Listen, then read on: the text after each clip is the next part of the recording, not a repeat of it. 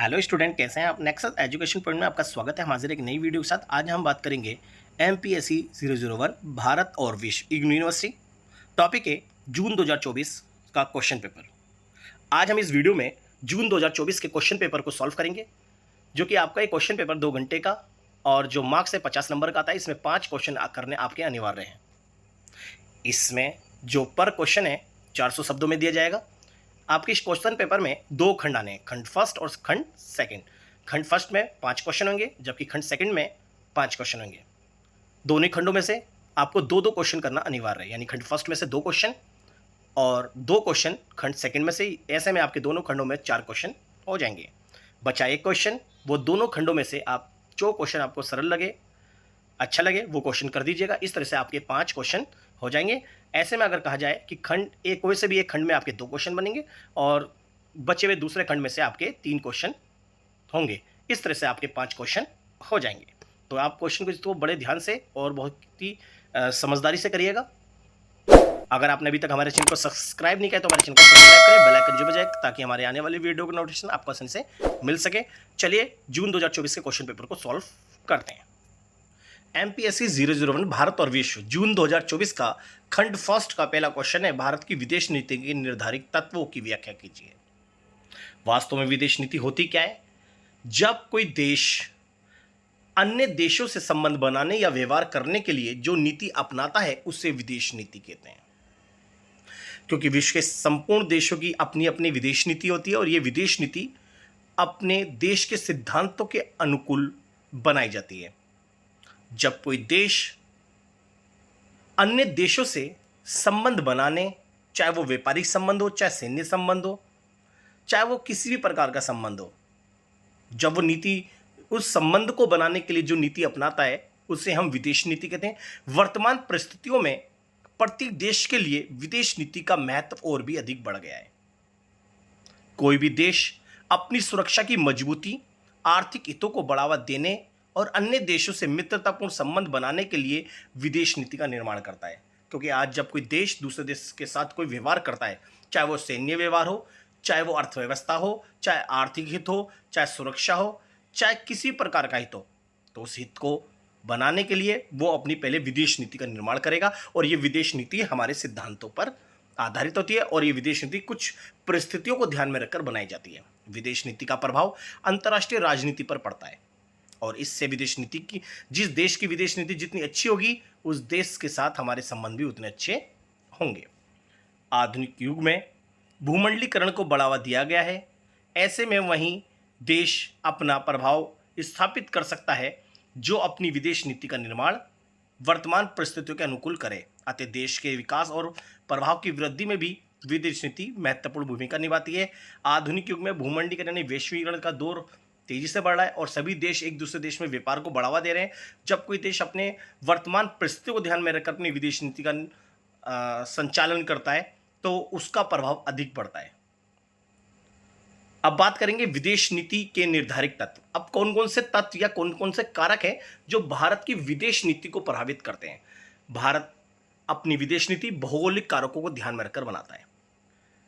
भारत भौगोलिक रूप से जो देश आसपास के देश होते हैं उस देशों से विदेश नीति का संचालन अधिक मात्रा में होता है। ये भारत ही नहीं, विश्व के सभी देशों की बात है।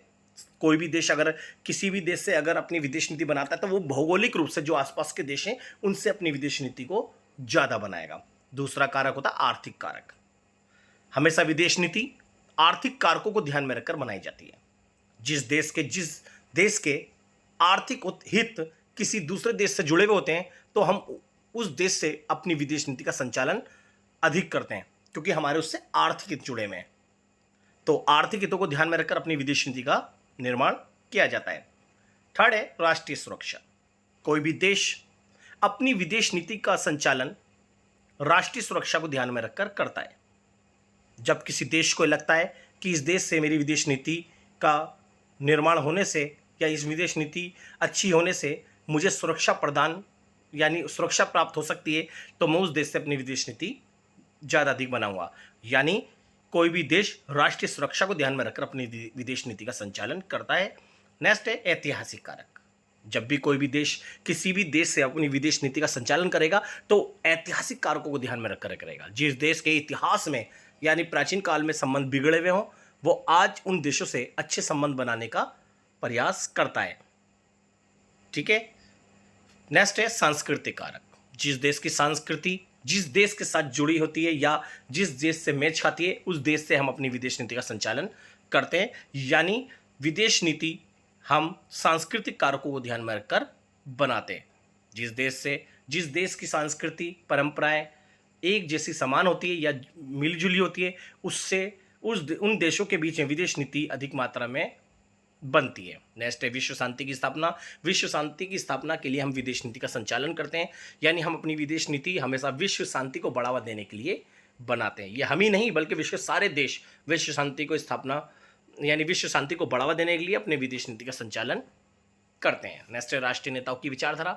जी, विदेश नीति किसी देश की विदेश नीति जो है वो उस देश का जो नेता है यानी राष्ट्र नेता, चाहे वो प्राइम मिनिस्टर हो चाहे वो प्रेसिडेंट हो, तो राष्ट्रीय नेताओं की विचारधारा के आधार पर विदेश नीति का संचालन होता है। जो देश जैसी उसके जो राष्ट्रीय नेता होते हैं, जैसी उनकी सोच होती है, उनकी सोच के अकॉर्डिंग अपनी विदेश नीति बनाई जाती है और ये हमारी विदेश नीति को प्रभावित करती है। अन्य कारक भी बहुत से ऐसे हैं जो अन्य कारकों को विदेश नीति ध्यान में रखकर बनाती है। जैसा कि हमने जैसा सेना को आधार पर, मतलब हमें किसी से अगर सैन्य शक्ति प्राप्त करनी है, चाहे हमें फाइटर प्लेन चाहिए हो, चाहे हमें कोई किसी प्रकार का हथियार चाहिए हो, या किसी और प्रकार की जो विदेश नीति अगर हमें उससे किसी देश से अच्छे संबंध बनाने के लिए चाहिए हो, या हम समय समय पर आपने देखा होगा बहुत सारे सम्मेलन होते हैं, उन सम्मेलन में जाने की, या कोई हमारी रासायनिक या पर्यावरण को लेकर कोई विदेश नीति या कोई समझौते होते हैं, तो उनको ध्यान में रखकर भी अपनी विदेश नीति का संचालन करते हैं। तो ये हमारी भारत की विदेश नीति के प्रभावित करने वाले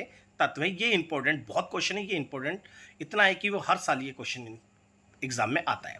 नेक्स्ट क्वेश्चन है राष्ट्रीय सुरक्षा परिषद की चर्चा कीजिए, यानी नेशनल सिक्योरिटी काउंसिल NSC। जी, इंपॉर्टेंट टॉपिक है। तो भारत की राष्ट्रीय सुरक्षा परिषद एक कार्यकारी एजेंसी है, क्योंकि ये कार्यरत है और ये बहुत ही इंपॉर्टेंट काम भी करती है, जिसे राष्ट्रीय सुरक्षा और रणनीतिक हितों के मामलों पर प्रधानमंत्री कार्यालयों को सलाह देने का काम सौंपा गया। ये राष्ट्रीय सुरक्षा परिषद देश की सुरक्षा और प्रधानमंत्री कार्यालयों को सलाह देने का काम के लिए ये परिषद यानी काउंसिल बनाई है। राष्ट्रीय सुरक्षा परिषद की स्थापना भारत के पूर्व प्रधानमंत्री श्री अटल बिहारी वाजपेयी ने 19 नवंबर 1998 में ब्रजेश मिश्रा के साथ पहले राष्ट्रीय सुरक्षा सलाहकार के रूप में की थी। यानी इसकी स्थापना हमारे जो भूतपूर्व अटल बिहारी वाजपेयी, उन्होंने 19 नवंबर 1998 में, उस टाइम हमारे ब्रजेश मिश्रा जो थे वो सुरक्षा सलाहकार थे हमारे, तो इस परिषद की स्थापना करी थी 19 नवंबर 1998 में।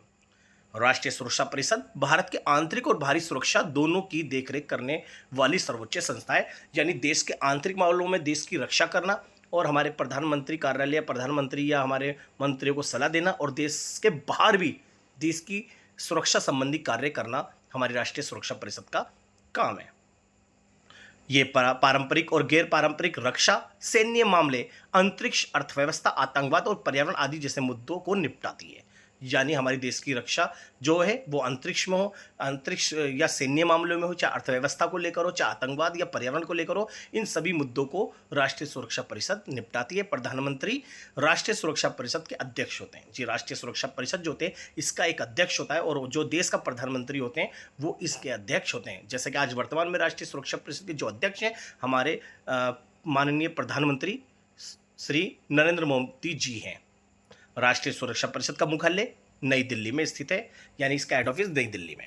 राष्ट्रीय सुरक्षा परिषद की संगठन रचना, यानी राष्ट्रीय सुरक्षा परिषद जो है इसकी संरचना में 3 एजेंसियां होती हैं, जैसे सामरिक नीति समूह, दूसरा है राष्ट्रीय सुरक्षा सलाहकार बोर्ड, और तीसरा है राष्ट्रीय सुरक्षा परिषद सचिवालय। ये 3 राष्ट्रीय सुरक्षा परिषद की संरचना की एजेंसियां हैं। बात करते हैं राष्ट्रीय सुरक्षा परिषद के कार्य क्या, इसे थोड़ा एक्सप्लेन कर लीजिएगा। राष्ट्रीय सुरक्षा रणनीति, यानी जितनी भी देश की सुरक्षा की जो रणनीतियां हैं वो राष्ट्रीय सुरक्षा परिषद उस रणनीतियों को तैयार करती है। समन्वय एजेंसियां, जितनी भी एजेंसियां हैं देश की, उनमें तालमेल और समन्वय स्थापित करना हमारी राष्ट्रीय सुरक्षा परिषद का काम है। नेक्स्ट है खतरों की निगरानी और आकलन करना, और समय समय पर जो हमारे देश के प्रति जो खतरे उत्पन्न हो रहे हैं उन पर निगरानी रखना, कि ताकि हमारे देश को कोई खतरा ना हो। इन खतरों पर निगरानी रखना और उसका आकलन करना भी हमारे राष्ट्रीय सुरक्षा परिषद का काम है। नेक्स्ट है प्रधानमंत्री के सलाहकार के रूप में, जो प्रधानमंत्री अगर कोई सलाह चाहता है देश के हित के लिए या देश की सुरक्षा के लिए, तो उसके लिए सलाहकार के रूप में भी राष्ट्रीय सुरक्षा परिषद काम करती है। नेक्स्ट है अंतर्राष्ट्रीय मंच पर भारत का प्रतिनिधित्व करना। अंतर्राष्ट्रीय मंच पर भारत का प्रतिनिधित्व संबंधी कार्य भी राष्ट्रीय सुरक्षा परिषद करती है। तो ये हमारे राष्ट्रीय सुरक्षा परिषद के कार्य हैं। नेक्स्ट है इंदिरा गांधी के शासनकाल के दौरान विदेश नीति की मुख्य उपलब्धियों की चर्चा कीजिए। जी, हमारे जो इंदिरा गांधी का जो कार्यकाल रहा है, उस कार्यकाल के दौरान जो हमारी इंदिरा गांधी, जो हमारे देश की प्रधानमंत्री जो इंदिरा गांधी थी पूर्व, उनकी विदेश नीति की क्या उपलब्धियां रही हैं उसके बारे में बात करेंगे। चलिए शुरू करते हैं। इंदिरा गांधी अंतर्राष्ट्रीय मंच में भारत की उच्च राजनीतिक और कुशल ज्ञात नेता थी। जी, इंदिरा गांधी जो थी भारत की पहली महिला प्रधानमंत्री थी और उन्होंने भारतीय अंतर्राष्ट्रीय मंच पर भारत का कुशल पक्ष भी रखा। इंदिरा गांधी भारत की एक उच्च कोटि की राजनीतिक और कुशल ज्ञात नेता मानी जाती थी। इंदिरा गांधी जी का जन्म एक राजनीतिक परिवार में हुआ था और ये भारत के पहले प्रधानमंत्री जवाहरलाल नेहरू की एक लौती बेटी थी। इसलिए जवाहरलाल नेहरू ने इंदिरा गांधी को भारतीय राजनीति की वास्तविकताओं में शामिल होने से पहले इन्हें अंतर्राष्ट्रीय मामलों और भू राजनीति से अवगत कराया, ताकि इन्हें, इंदिरा गांधी ने, जो जवाहरलाल नेहरू जी थे, उन्होंने अपनी बेटी इंदिरा गांधी को काफ़ी जो भारतीय राजनीति व्यवस्था के बारे में काफ़ी कुछ सिखाया भी था, ताकि ये देश की सेवा कर सके। इंदिरा गांधी ने मंत्री बनने से समय राजनीतिक नीतियों और भारत पर इसके प्रभाव को समझने के लिए उन्होंने अपने करियर पर ध्यान दिया। इस तरह से जब भारत के लगातार प्रधानमंत्री की मृत्यु हुई, पहले जवाहरलाल नेहरू की मृत्यु 64 में, 1964 में, 1966 में शास्त्री जी की मृत्यु, इसके बाद भारत के सामने एक जो कांग्रेस पार्टी का एक चेहरे की जो समस्या थी वो खड़ी हो गई। अब ये कयास होने लगे कि अब कांग्रेस पार्टी अब विलुप्त होने वाली है, यानी इसका मतलब ये है कि अब कांग्रेस पार्टी की भागदौड़ कौन संभालेगा। तो कांग्रेस पार्टी की भागदौड़ के लिए इंदिरा गांधी का नाम सामने आया और ये देश की प्रधानमंत्री के लिए संसदीय दल की नेता चुनी गई। अब बात करते हैं इंदिरा गांधी की विदेश नीति की उपलब्धियां क्या है। पहला है, इंदिरा गांधी ने अपने पूर्ववर्ती नेहरू यानी अपने पिता और शास्त्री जी की तरह गुटनिरपेक्षता की नीति का पालन किया और गुटनिरपेक्षता के नियमों को उन्होंने अपने आगे तक बढ़ाया और इस गुटनिरपेक्षता की नीति को अपनी विदेश नीति का आधार माना। सेकंड पॉइंट है, इंदिरा गांधी ने अफ्रीकी एशियाई देशों के बीच एकता और सहयोग को मजबूत करने के लिए 1967 में नई दिल्ली में गुटनिरपेक्ष शिखर सम्मेलन का आयोजन किया। इंदिरा गांधी जी अफ्रीका के देश और एशियाई देशों के बीच में तालमेल और उनमें एकता स्थापित करने के लिए उन्होंने 1967 में गुटनिरपेक्षता की नीति का शिखर सम्मेलन का आयोजन किया, जिससे हमारे अफ्रीका और एशियाई देशों के साथ संबंध अच्छे बेहतर बने और इनके साथ हमारी विदेश नीति का जो संचालन तीव्र गति से और कुशल तरीके से हुआ। नेक्स्ट है, अमेरिकी राष्ट्रपति लिंडन बी जॉनसन के निमंत्रण पर इंदिरा गांधी 18 मार्च 1966 में अमेरिका की यात्रा पर गई। जो कि अमेरिका के राष्ट्रपति जो लिंडन बी जॉनसन थे, उन्होंने इंदिरा गांधी जी का निमंत्रण दिया और उसका निमंत्रण को स्वीकार करके 28 मार्च 1966 में इंदिरा गांधी अमेरिका यात्रा पर गई और उनकी यात्रा के दौरान इंडो यूएस एजुकेशन फाउंडेशन की रूपरेखा भी तैयार की गई, जिससे हमारी विदेश नीति की बहुत बड़ी उपलब्धि मानी जाती है। नेक्स्ट, इंदिरा गांधी ने अमेरिकी राष्ट्रपति लिंडन बी जॉनसन को खाद्य और विदेशी मुद्रा के मामले में अमेरिकी सहायता की आवश्यकता पर जोर दिया और वहां से हमें सहायता मिलने का आश्वासन भी दिया गया। इंदिरा गांधी ने रूस के साथ भारत के विशेष संबंधों को मजबूत करने के उद्देश्य से सितंबर 1966 में मास्को का दौरा किया। जी, इंदिरा गांधी जी ने जब रूस के साथ अच्छे संबंध बनाने के लिए 66 में मास्को गई, लेकिन जुलाई 1976 में जब सोवियत संघ ने पाकिस्तान को हथियार आपूर्ति देने का फैसला किया तो भारत निराश हो गया। तो हमारी विदेश नीति वहाँ पर बहुत ही विदेश नीति जो है वो थोड़ी सी निराशपूर्वक बनी। फिर मतलब बाद में चलकर हमारी विदेश नीति, हमारे संबंध अच्छे बनने लगे थे, लेकिन इसकी उपलब्धि हुई है। उन्होंने बात तो करी। 1971 में भारत पाकिस्तान युद्ध ने दोनों देशों के बीच संबंधों को एक टूटने के बिंदु पर ला दिया कि जब 1971 का युद्ध हुआ था, इंदिरा गांधी ने पूर्वी पाकिस्तान और पश्चिमी पाकिस्तान पर युद्ध करा और पूर्वी पाकिस्तान को जीतकर और बांग्लादेश का निर्माण किया। तो इससे हमारे पाकिस्तान के जो संबंध थे अब वो टूटने के कगार पर आ गए। युद्ध के बाद शिमला समझौता 1972 में हुआ और ये समझौता रूस के ये समझौता जो था ये आपसी संबंधों को बहाल करने के लिए किया गया। 1972 में हमने युद्ध विराम की घोषणा कर दी। अब नेक्स्ट है हमारा, भारत ने 18 मई 18 तारीख को 1974 में पोखरण राजस्थान में अपना शांतिपूर्ण परमाणु विस्फोटक किया और दुनिया के परमाणु क्लब में शामिल होकर भारत की परमाणु क्षमता का परिचय दिया। भारत ने सदैव संयुक्त राष्ट्र संघ में आस्था रखी और भारत ने संयुक्त राष्ट्र संघ के सिद्धांतों को अपनाया। भारत ने हमेशा संयुक्त राष्ट्र संघ को अपने विचार व्यक्त करने तथा स्वस्थ अंतर्राष्ट्रीय संबंधों को दूषित करने वाली भेदभावपूर्ण प्रभाव का विरोध करने के लिए एक विश्व मंच के रूप में माना। इस तरह से भारत की जो विदेश नीति की उपलब्धि थी इंदिरा गांधी के शासनकाल में वो ये थी। अब बात करते हैं, नेक्स्ट क्वेश्चन है हमारा, भारत की विदेश नीति के लिए यूरोपीय संघ यानी EU के महत्व के बारे में बताइए। जी, भारत और यूरोपीय संघ के जो संबंध है इनका महत्व क्या है। जैसा कि आपको पता है, भारत दुनिया की सबसे तेज से बढ़ती हुई अर्थव्यवस्थाओं में से एक है। वैश्विक आर्थिक शासन में एक महत्वपूर्ण खिलाड़ी है भारत, और भारत की अर्थव्यवस्था की तरफ और भारत के बाजारों में यूरोप और विश्व के अन्य देश आकर्षित हो रहे हैं। यूरोपीय संघ 1957 में बनाया गया यूरोप के देशों का एक संगठन था जिसमें 27 देश थे और इनका जो अर्थव्यवस्था है काफ़ी उन्नत है, ये विकसित देश हैं, उसके भारत के संबंध बहुत अच्छे हैं और यूरोपीय देशों ने व्यापार के लिए भारत की तरफ अपना रुख किया। भारत पहले से ही यूरोपीय संघ के लिए एक महत्वपूर्ण व्यापार और निवेश भागीदार है और इसमें आगे भी काफ़ी संभावना है। ये एक बड़ा और गतिशील बाजार है भारत का, जिसकी अनुमानित वार्षिक GDP वृद्धि दर IMF के अनुसार 6% से भी अधिक है, जो इसे G20 में सबसे तेजी से बढ़ती उभरती अर्थव्यवस्थाओं में से एक बनाती है। जी, पहला पॉइंट है, यूरोपीय संघ भारत में एक प्रमुख निवेशक है, क्योंकि यूरोपीय संघ ने भारत में बहुत ही अपना निवेश किया, जो कुल FDI प्रवाह का 17% हिस्सा है तथा महत्वपूर्ण रोजगार अवसरों में योगदान देता है। यूरोपीय संघ ने भारत में जो अपना निवेश किया है उसका FDI का 17% हिस्सा माना जाता है और यहाँ पर रोजगार के अवसरों में वृद्धि की, और ये सब हमारे यूरोपीय संघ के संबंध अच्छे बने।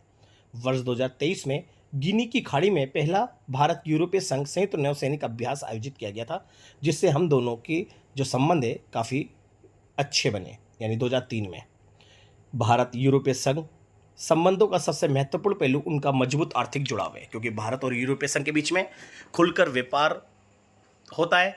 भारत ने भी यूरोप के देशों में जाकर अपने व्यापार को स्थापित किया और यूरोपीय संघ ने भारत में आकर अपने व्यापार को भी स्थापित किया, जिससे हम दोनों का जो है आर्थिक जुड़ाव है। संयुक्त राज्य अमेरिका और चीन के बाद यूरोपीय संघ भारत का तीसरा सबसे बड़ा व्यापारिक साझेदार है जो भारत के साथ व्यापार करता है। फोर्थ है, भारत और यूरोपीय संघ के बीच वस्तुओं का द्विपक्षीय व्यापार पिछले कुछ वर्षों में लगातार बढ़ा है।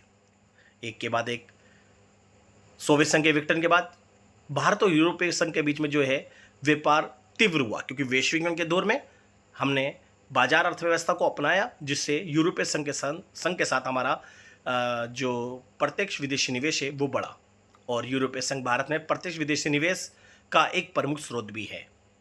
यूरोपीय संघ जलवायु कूटनीति में अग्रणी है और यूरोपीय संघ के साथ भारत का सहयोग सतत विकास पर उसके रुख को मजबूत करता है। भारत और यूरोपीय संघ के बीच विज्ञान और शिक्षा के क्षेत्र में मजबूत सहयोग भी है, जिससे भारत और यूरोपीय संघ के जो संबंध है वो तेजी से मिठास की ओर बढ़े, जिसका फायदा भारत को अधिक हुआ।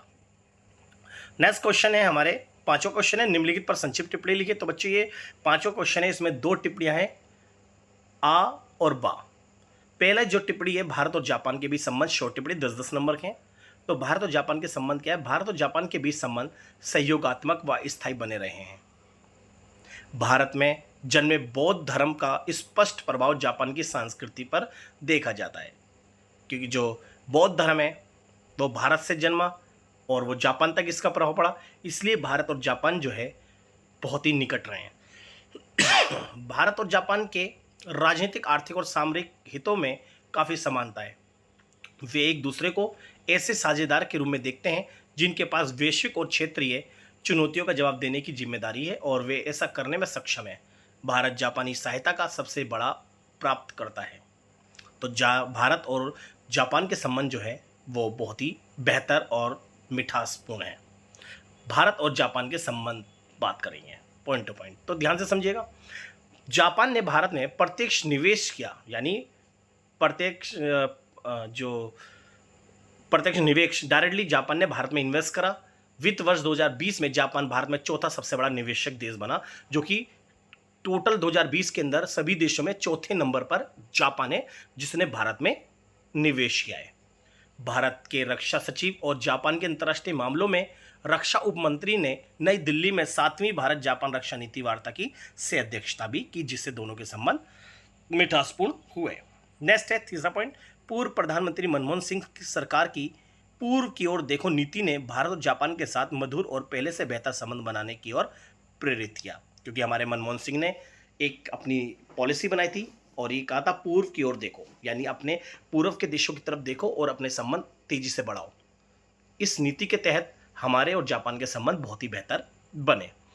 नेक्स्ट है, भारत के प्रधानमंत्री श्री नरेंद्र मोदी जी नवंबर 2016 में 3 दिवसीय यात्रा पर जापान गए, जहां भारत और जापान के बीच नाभिकीय ऊर्जा पर एक महत्वपूर्ण समझौता हुआ, जिससे हम दोनों के संबंध सहयोगात्मक बने।